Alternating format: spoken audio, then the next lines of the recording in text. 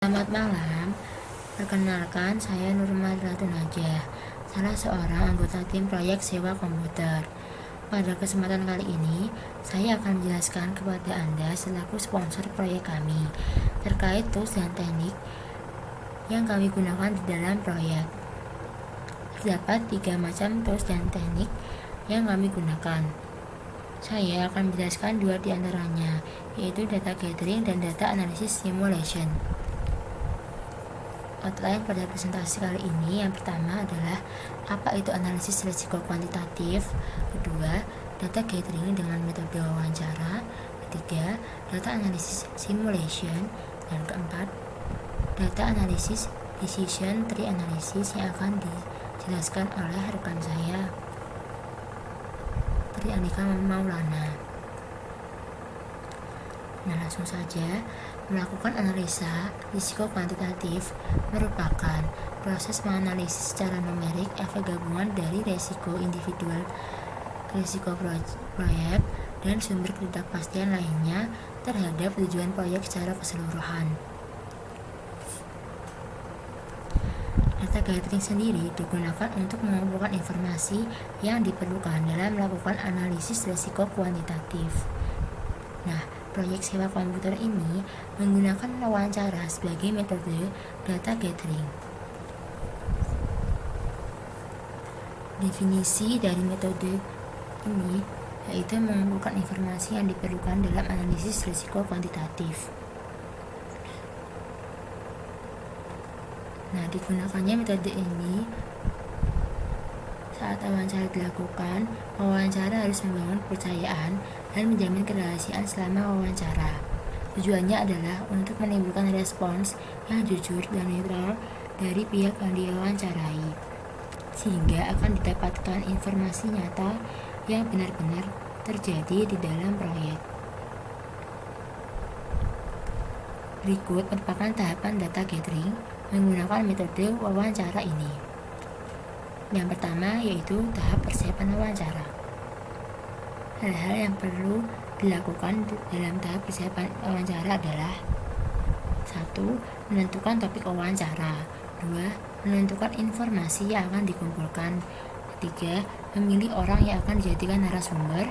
4. Menghubungi narasumber. 5. Menyusun daftar pertanyaan yang akan disampaikan dalam wawancara. Yang kedua, tahap pelaksanaan wawancara.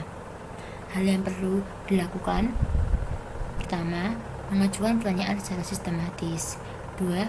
Mengemukakan pertanyaan secara jelas dan singkat. Yang ketiga, pertanyaan disampaikan dengan ramah agar dapat menciptakan suasana akrab dengan narasumber. Dan yang keempat, merekam dan mencatat poin penting dalam wawancara tersebut. Tahapan terakhir yaitu tahap penyusunan hasil wawancara. Berikutnya yaitu metode data analysis simulation. Definisinya adalah penggunaan model yang mensimulasikan efek gabungan dari individual proyek risiko dan sumber ketidakpastian lainnya untuk mengevaluasi dampaknya terhadap tujuan proyek. Simulasi ini menggunakan metode Monte Carlo. Bisa digunakan untuk menganalisa cost risk atau resiko biaya, schedule risk atau resiko jadwal, dan integrasi keduanya yaitu cost schedule risk. Masukan untuk resiko biaya adalah project cost estimate, sedangkan schedule risk atau resiko jadwal adalah diagram jaringan jadwal dan perkiraan durasi.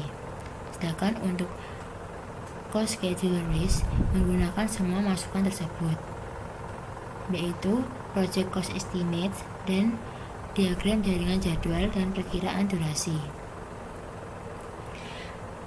Proyek sewa komputer sendiri ini akan menggunakan analisis risiko kuantitatif terhadap cost schedule risk, di mana nanti akan dinilai kebutuhan terkait kontingensi jadwal proyek atau schedule dan biaya atau cost dengan memodelkan biaya keterlambatan atau delay berdasarkan di mana dan bagaimana keterlambatan tersebut memengaruhi jadwal proyek.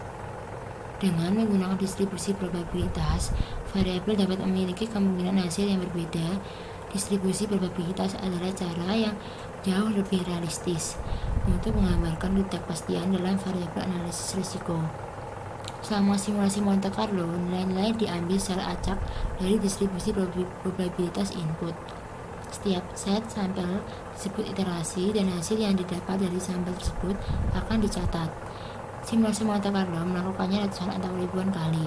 Dengan cara ini, simulasi Monte Carlo memberikan pandangan yang jauh lebih komprehensif tentang apa yang mungkin terjadi, di mana tim proyek tidak hanya tahu apa yang bisa terjadi, tetapi seberapa besar kemungkinan itu akan terjadi. Untuk tahapan dari metode data analisis simulation adalah: yang pertama, membuat model probabilitas; kedua, mensubstitusi range nilai distribusi probabilitas; ketiga, menghitung hasil secara berulang; dan yang keempat, menghasilkan nilai probabilitas. Sekian jelasan dari saya. Kurang lebihnya mohon maaf. Selanjutnya akan dibahas oleh rekan saya, Tri Andika Maulana. Terima kasih kepada rekan saya Nurma. Kemudian saya Tri Andika Maulana, salah satu dari anggota tim juga, akan menjelaskan mengenai salah satu praktik tools dan teknik yang belum sempat dijelaskan, yaitu adalah decision tree analysis. Nah, apa arti dari decision tree analysis itu sendiri? Yaitu adalah teknik diagram dan juga perhitungan untuk mengevaluasi implikasi rantai dari berbagai opsi ketidakpastian. Nah, maksudnya itu gimana? Jadi akan banyak alternatif-alternatif dalam setiap keputusan. Nah, jadi alternatif-alternatif tersebut akan disusun seperti cabang pada pohon. Kemudian kita taruh nilai-nilai pada cabang-cabang tersebut. Misal ada biaya, kemudian ada nilai biaya, ada nilai resiko, dan juga lain sebagainya. Nah, kemudian pada decision tree analysis itu ada 3 lambang atau node.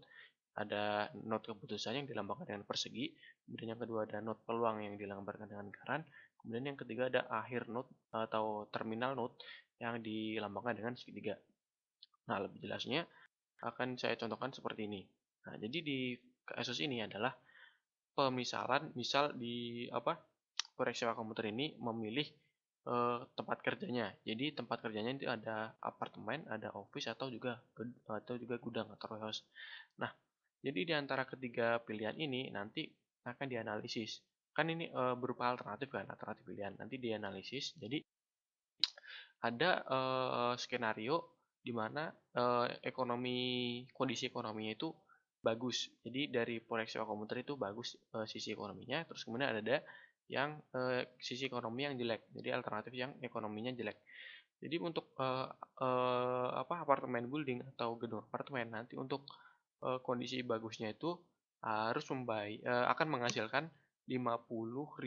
Nah, untuk yang jeleknya, untuk kondisi yang buruk itu akan menghasilkan $30.000, kira-kira seperti itu.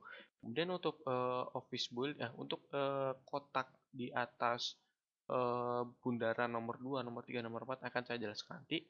Kemudian lanjut ke office building atau gedung kantor. Nah, selanjutnya ada opsi juga di mana kondisi ekonomi baik dan juga buruk. Untuk kondisi ekonomi baik itu akan menghasilkan kira-kira $100.000.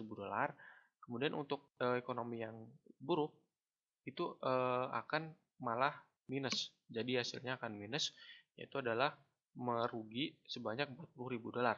Nah, kemudian untuk gudang ini untuk ekonomi baik akan menghasilkan $30.000, dan juga untuk yang buruk itu $10.000. Nah, kemudian angka di atas bundaran nomor 2, nomor 3, nomor 4 itu apa? Itu adalah hasil perhitungan jadi nilai yang ekspektasi nilai. Jadi nilai ekspektasi itu dihasilkan dari